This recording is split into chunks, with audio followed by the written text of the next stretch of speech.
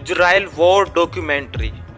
अगर मैं आप लोगों से पूछूं कि इस दुनिया में वह कौन सा देश है जिससे आप युद्ध करना नहीं चाहोगे, तो आप सभी का जवाब होगा कि अमेरिका, रसिया और भारत। लेकिन इस दुनिया में एक देश ऐसा भी है जिसने 6 दिनों में 13 देशों को हरा दिया था। ना केवल उनको हराया नहीं, उनको धूल चटा दी थी और उनकी जमीन पर भी कब्जा कर लिया था। जिसने सिर्फ 3 घंटों में 350 फाइटर जेट को खाक में मिला दिया था। 6 दिनों में ही दुनिया का नक्शा बदल दिया था, जिसे आज हम 6 डे वॉर के नाम से जानते हैं। जिन्हें कभी एक जगह से दूसरी जगह भगाया गया, जिनके पास अपनी जमीन नहीं थी। जब हिटलर से जान बचाने के लिए यहूदी एक जगह पर पहुंचे तो वहां पर उन्होंने इजराइल बनाया। अरब देश में रहने वाले मुसलमानों ने जब पहली बार इजराइल पर हमला किया तो उस समय का इजराइल काफी देशों के मुकाबले कमजोर ही था। इजराइल के पास कोई बड़ी सेना नहीं थी और ना ही कोई बड़े हथियार जिससे वो दुश्मनों को डरा सके। लेकिन इजराइल के पास एक ऐसी शक्ति थी जिसने 1948 के युद्ध में अरब देशों को हरा दिया था। तब से लेकर अरब देशों ने 6 बार युद्ध लड़ा। सभी युद्धों में अरब देशों को करारी हार का सामना करना पड़ा। इसी तरह का एक युद्ध 5 जून 1967 को शुरू हुआ था। इस युद्ध को इजराइल ने सिर्फ 6 दिनों में ही जीत लिया था। इस युद्ध के बाद इजराइल ने सभी अरब देशों के मन में डर बैठा दिया था, जिसके बाद सभी मुसलमान देशों ने आंख उठाकर नहीं देखा। दोस्तों, इस वीडियो को देखने से पहले वीडियो को जरूर लाइक करें। अगर आपने हमारे चैनल को सब्सक्राइब नहीं किया है तो जरूर करें, ताकि हम ऐसे ही इंटरेस्टिंग वीडियो आप तक पहुंचा सके। दोस्तों, इजराइल का रुतबा उसके बनने की कहानी से ही पता चल जाता है। प्रथम विश्व युद्ध से पहले इजराइल फिलिस्तीन के पूरे क्षेत्र पर ओटोमन साम्राज्य का शासन था। लेकिन प्रथम विश्व युद्ध के बाद ओटोमन साम्राज्य का अंत हो गया और उस क्षेत्र पर ब्रिटेन ने कब्जा कर लिया। ये वो समय था जब इस क्षेत्र में अरब आबादी मेजॉरिटी में थी और यहूदी आबादी माइनॉरिटी में थी। लेकिन पूरी दुनिया में यहूदियों पर अत्याचार हो रहे थे। ऐसे में ब्रिटेन ने यहूदियों से वादा किया कि वो उन्हें रहने के लिए अलग देश देगा। इसी कारण 1920 से 1940 के बीच पूरी दुनिया से यहूदी ब्रिटेन के कब्जा करे हुए क्षेत्र पर पहुंचने लगे। इसी कारण अब यहूदी और अरब के लोगों के बीच टकराव बढ़ने लगा। 1947 में यूनाइटेड नेशन ने फिलिस्तीन को अलग अलग बांटने का प्रस्ताव रखा, जिसके बाद यहूदी और अरब में टकराव बढ़ने लगे। 15 मई 1948 को ब्रिटेन ने उस क्षेत्र को छोड़ दिया था। इसके बाद इजराइल ने स्वतंत्रता की घोषणा कर दी। इजराइल के स्वतंत्रता घोषित करने के अगले ही दिन सारे अरब मुसलमान देशों ने हमला कर दिया था। इस समय का इजराइल अरब देशों के मुकाबले कमजोर था। उनके पास कोई भी बड़ी सेना नहीं थी और ना ही कोई बड़े हथियार। लेकिन उनके पास एक ऐसी शक्ति थी जिसने 1948 के युद्ध में इजराइल ने अरब देश इजिप्ट, जॉर्डन, सीरिया, इराक और लेबनान को बुरी तरह से हरा दिया था। युद्ध होने से पहले इजराइल के साथ एक समस्या थी, करो या मरो की। इसलिए यहूदी 100% एफर्ट से लड़े। इजराइल के पास एक सेंटिमेंट था कि यहाँ से उजड़े तो दुनिया में कहीं नहीं बसेंगे, क्योंकि ये समस्या मुसलमानों के साथ नहीं थी और ना ही कोई मानसिक प्रेशर था। अब इजराइल ने अरब देशों को हराया ही नहीं, बल्कि अपना एरिया जो 44% था उसको 80% कर लिया। इजराइल के बनने से अब तक 6 बार अरब देशों ने युद्ध लड़ा और सभी लड़ाई में अरब देशों को करारी हार का सामना करना पड़ा, जिसमें से 1948 को हम देख चुके हैं। अब 1948 के बाद 1956 को एक और युद्ध हुआ। अरब वालों ने मिलकर फिर इजराइल को मारा, लेकिन कोई भी देश लास्ट तक टिक नहीं पाया, जिसे हम स्वेज नहर युद्ध के नाम से जानते हैं। देखिए, यहाँ पर है इजराइल। स्वेज नहर यातायात को आसान बनाने के लिए बनाई गई है, क्योंकि ये नहर ना हो तो यहाँ से यहाँ तक पहुँचने के लिए काफ़ी समय और रुपया बर्बाद होता है। अब क्योंकि व्यापार करने के लिए स्वेज नहर बहुत जरूरी है। स्वेज नहर के पास एक देश है मिस्र, जो उस समय इजिप्ट का दबदबा था। अब इजिप्ट को इजराइल से बदला लेना था। अब इसने अमेरिका से कहा कि हमें हथियार दो। अब इंग्लैंड ने अमेरिका से कहा इसको हथियार मत देना। क्योंकि ये इजराइल पर आक्रमण कर देगा। अब अमेरिका ने मना कर दिया। अब इजिप्ट चला गया रसिया के पास। अब रसिया ने आधुनिक हथियार इजिप्ट को दे दिए। नासिर ने पूरे बांध पर कब्जा कर लिया था। यहाँ से कोई भी गुजर कर जाएगा तो वो हमें टैक्स देगा। लेकिन अब इजिप्ट ने साफ मना कर दिया, जो जहाज इजराइल को जाएगा वो हम नहीं जाने देंगे। अब भारत को यहाँ से इजराइल तक व्यापार करना है तो यहाँ से नहीं, यहाँ से जाना होगा। अब इजराइल को काफी नुकसान होने लगा। अब इजराइल इंग्लैंड से मदद मांगने के लिए गया।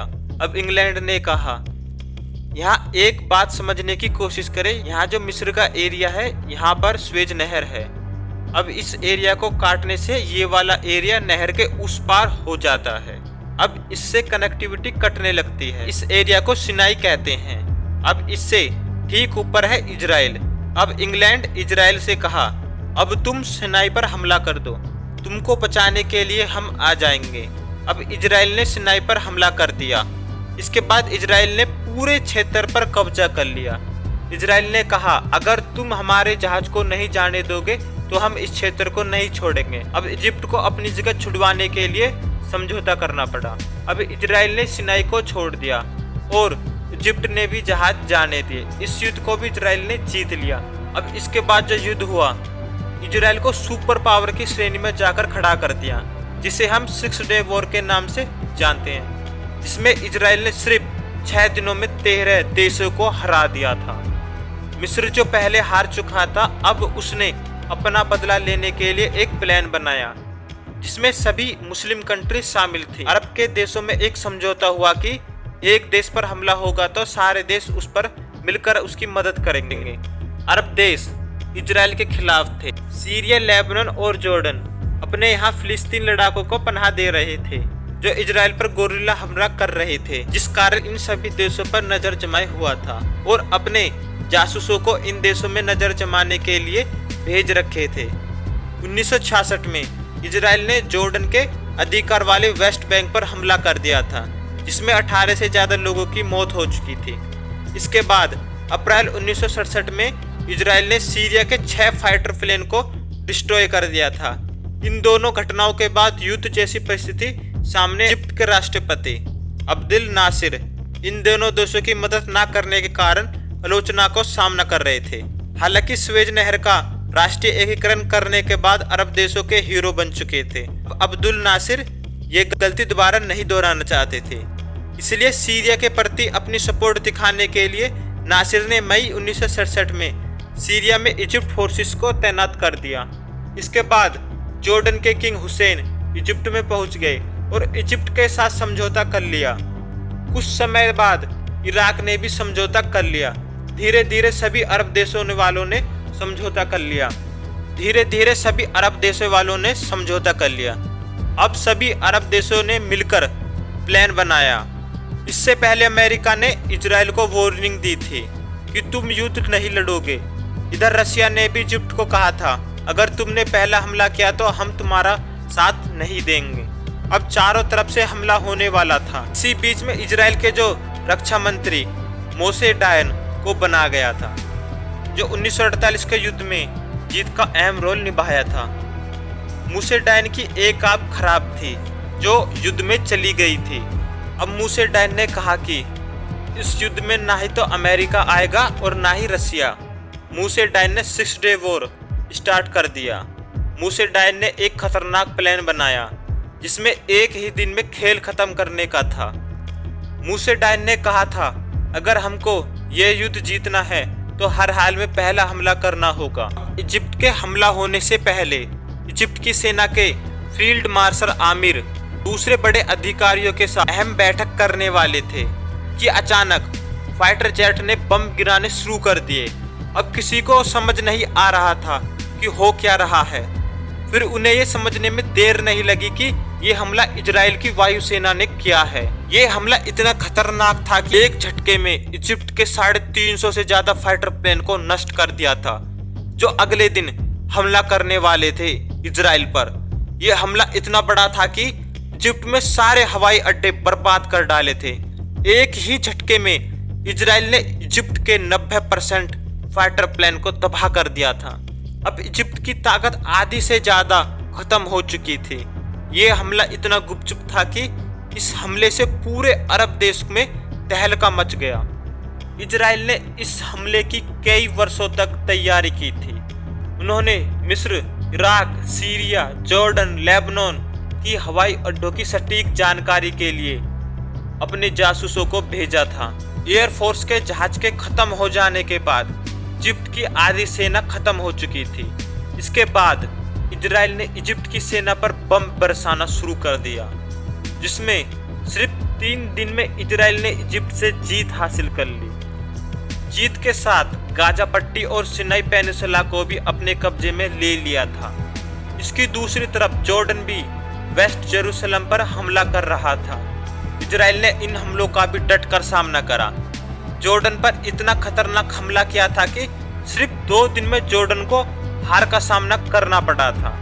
ये हमला इतना खतरनाक था कि एक ही बार में 20,000 फौज और आम नागरिक मारे गए थे। अब इजराइल ने वेस्ट बैंक पर भी कब्जा कर लिया था, जो जॉर्डन के कब्जे में था। अब बारिश सीरिया की थी। सीरिया के जो टैंक थे उनकी रेंज सिर्फ 1.5 किलोमीटर तक थी मिसाइल फेंकने की। अब इजराइल के जो टैंक थे उनकी रेंज 2 किलोमीटर थी। इजराइल के टैंक सीरिया के टैंक के 2 किलोमीटर दूर खड़े हो जाते थे। जब सीरिया के टैंक हमला करते थे तो उनका गोला बीच में ही गिर जाता था। जब इजराइल हमला करता तो उसका सटीक निशाना लगता। सीरिया पर भी खतरनाक हमला किया था। इस जीत से पूरे इलाके में इजराइल ने तहलका मचा दिया था। 7 जून को यूएन काउंसिल ने युद्ध विराम का आदेश दिया। इजराइल और जॉर्डन ने स्वीकार कर लिया। अगले दिन इजिप्ट ने भी युद्ध विराम को स्वीकार कर लिया।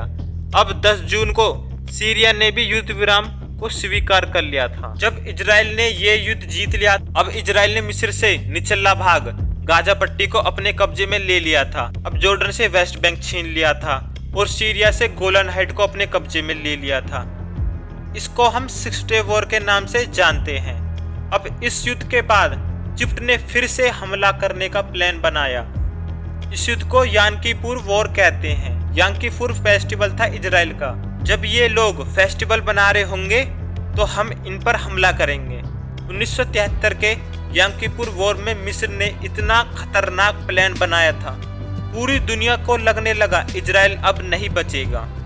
अब इस युद्ध में मिस्र ने किसी को नहीं बताया था ये अचानक हमला करेगा। मिस्र ने आधी से ज्यादा सेना को सिनाई वाले एरिया में उतार दिया था। अब मिस्र ने इतना खतरनाक हमला किया कि इजराइल को किसी को कुछ समझ में नहीं आ रहा था ये हो क्या रहा है। ये प्लान इतना गुपचुप था कि मिस्र ने कुछ देर पहले ही अरब देश वालों को बताया था।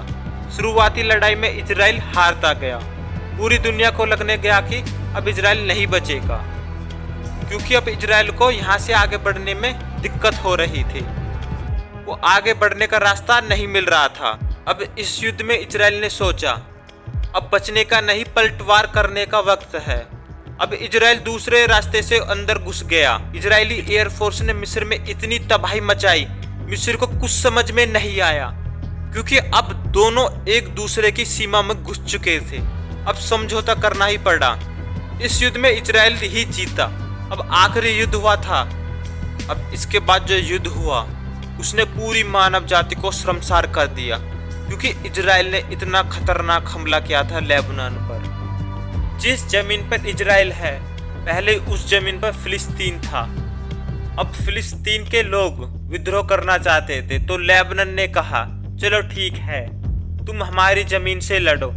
लेबनान को सारे अरब देश वालों ने कहा था तुम हमला कर दो, फिर तुम्हें बचाने को हम आ जाएंगे।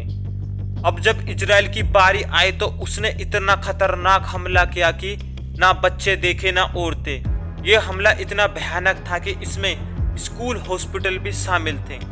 इस युद्ध में लेबनान के 20,000 आम नागरिक मारे गए थे।